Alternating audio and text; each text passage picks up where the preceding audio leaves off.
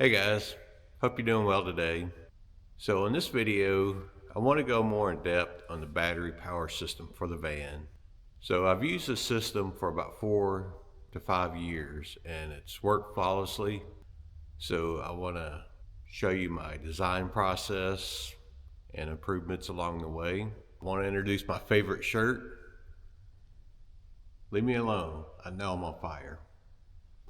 So this is available along with the other shirts and merchandise at perfectfab.com. So stick around and let's get this done. So when I'm designing a system like this, the number I'm looking for is kilowatt hours. I know there's other ways to do it, but that's just what I like to have. Makes it pretty simple. So something like this is a great tool. This is a kilowatt brand. If you're working in the shop, you can plug this in, plug your equipment into here, or get a couple of these and take your total measurements for an 8-hour day. You'd probably have to rig up something, two of these, or find one that'll work on 220 for your welders. But that's the best thing you can do, is just get that kilowatt hour number for an 8-hour day of working if you're wanting to build a system in a van. You can measure amperage and wattage, but it's not consistent over time. So you need something that measures kilowatt hours to give you that over the time accumulation. First step in designing this, you need to figure out a way to figure out how much power storage that you're going to need.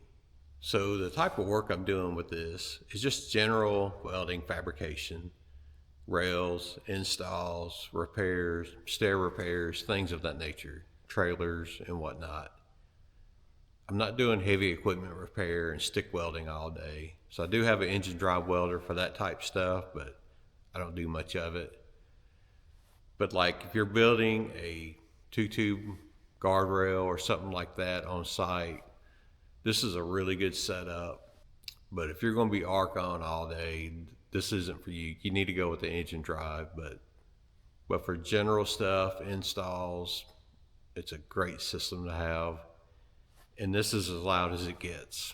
So there's no noise, no fumes, no gas. And it allows me to use a van, which I love. Everything's inside, secured. When I started designing this system, I couldn't find anybody that has done this. Found plenty of campers and RVs and cabins, but no one setting up a work van and welding out of it. These are 48 volt. If I was going to do it again, I may consider going 24 volt because it's just going to be easier to charge from the van. So I finally found a charger that will work, but it's about $500, but I think I'll eventually get that and put this in. That way this system can be always fully charged. And this is a 8.4 kWh kilowatt hour system. I would not go any smaller than this. The inverter has always been plenty. I've never had an issue with the inverter, and the batteries have never failed. I've never run out of battery. But I would probably do at least a 12 kWh system next time. Here's the power system. So I got 8.4 kilowatt hours of battery power. So these are four 48 volt batteries. So there's two on each side. So these have the little Anderson connectors that all go into one, and then another Anderson connector that goes to the inverter. So I really like that. And I like the voltage display here. So once again, these come from bigbattery.com, but they don't have these specific ones on their website, but I have found them and I'll show you here. Okay, so here's a website where I did find these batteries. It's Elite Homestead. It's got the 4 batteries, the charger, and the cables. It's also got this little power monitoring system, which I don't have. So it's 3250 on here. That's actually a little bit high for an 8 kilowatt hour system. So let's see if we can find something better than that. Okay, so here's a company. I don't know anything about them, but I do like this system. So this unit with the extra battery right here is 9.2 kWh, and you can add more batteries to it. So a complete 9.2 kWh system for 3,800 or this 2,500. Like I said, I don't know anything about this company, but I do like this self-contained unit. If you can zoom in right above there, it does have the 50 amp plug on it and your 110 plugs as well. So it looks like a nice system, but I don't know anything about them. So do your research if you buy from them. Over here on Big Battery, so they have their Husky line, 5.12 kilowatt hour for 1850 per battery. So you would need at least two of those. It's a little expensive. When I bought my batteries, I called them and they give me a little bit of a discount. They've treated me well in the past, so that's another option. And then over here, this is the inverter that I have, electriccarpartscompany.com. So I did call and have conversations with them. They were super helpful. They do a lot of electric car conversion stuff. So this is where I bought my inverter and my charger. So they were good to work with. This inverter's been rock solid.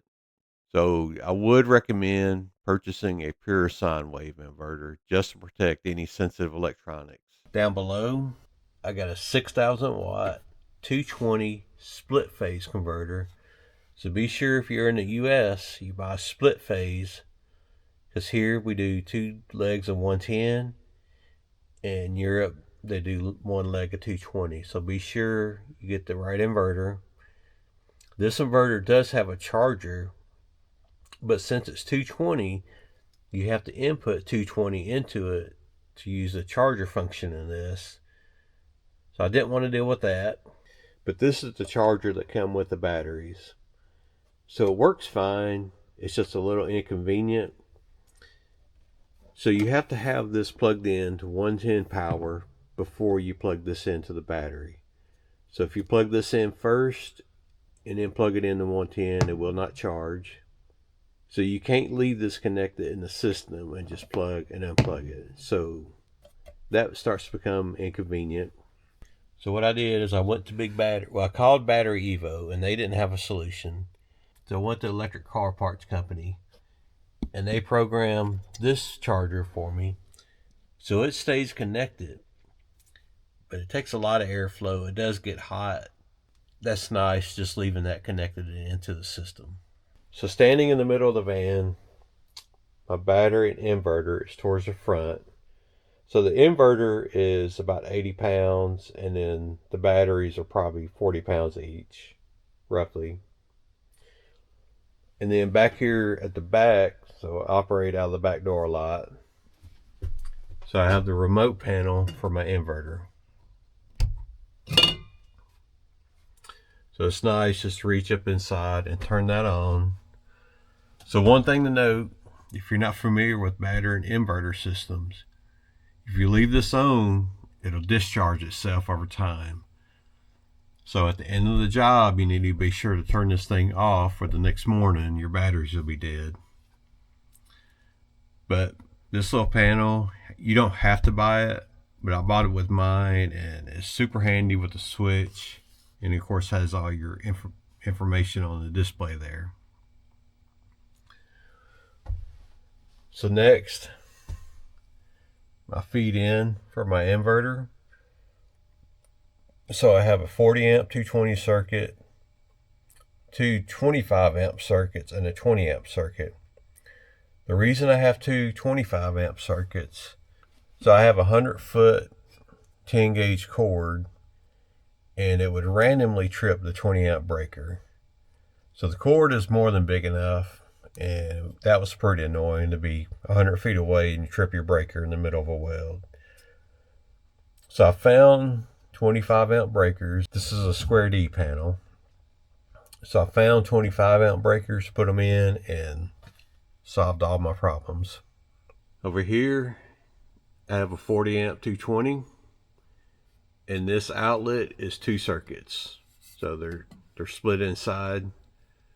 So I have a 25 amp circuit and a 20 amp circuit.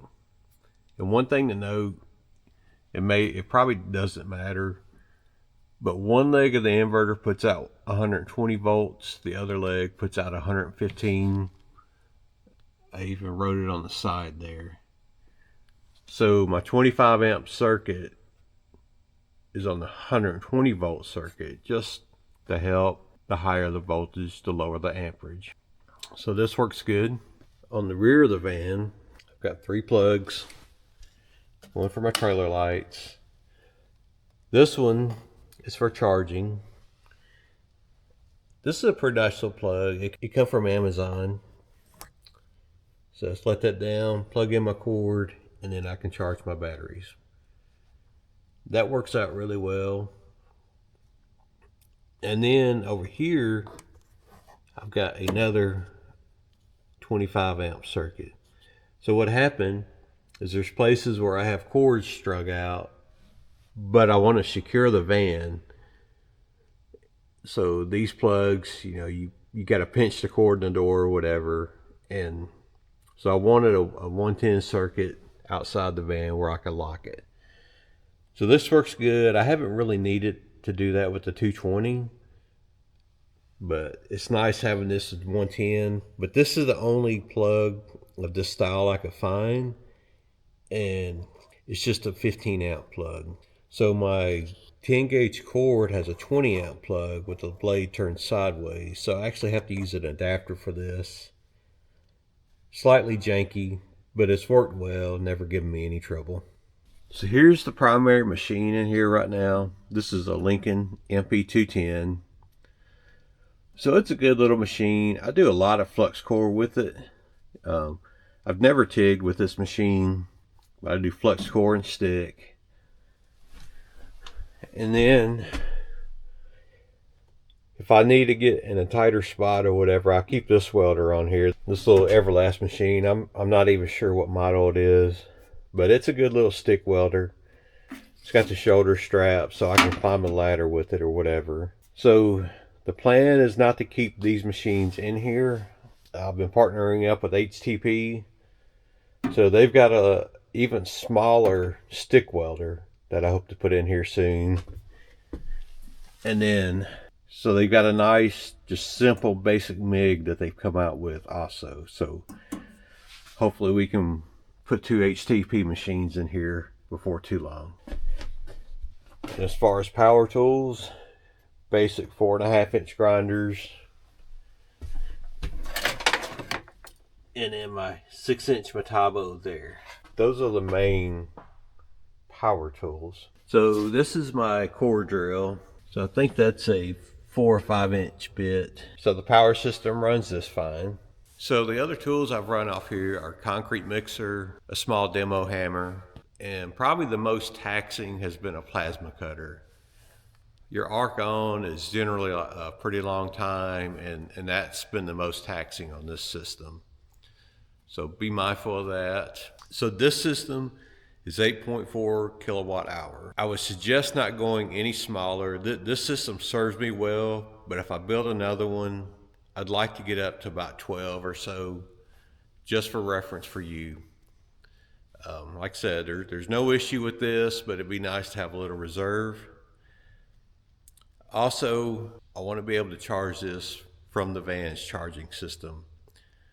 So with the Transit, you can add a second alternator, a 48 volt alternator, but that's quite expensive. The newer chargers that'll go 12 volt to 48 volt, they're expensive, but that seems to be the most economical option. I didn't want to do solar, so my van gets parked inside. So solar is not a good option, and there's been times that this van, even though it's a mid-roof, I can get it in quite a few parking garages. And there's been times where I've had less than 1 inch clearance. So I don't want to add solar panels on here, and I don't think they would make that big of a difference. As far as safety, the electrical system is grounded to the van, but the van's on rubber tires. So I don't know. It would be wise to run some GFIs in here if you're in a wet location, which I generally don't work in mud and wet locations, but it would probably be a good practice to do that. So I hope this video helps. Message me with any questions that you have, and I'll give you any advice that I can or point you in the right direction. If you would, give me a like, subscribe, and remember, you were created for a purpose, and we'll catch you on the next one.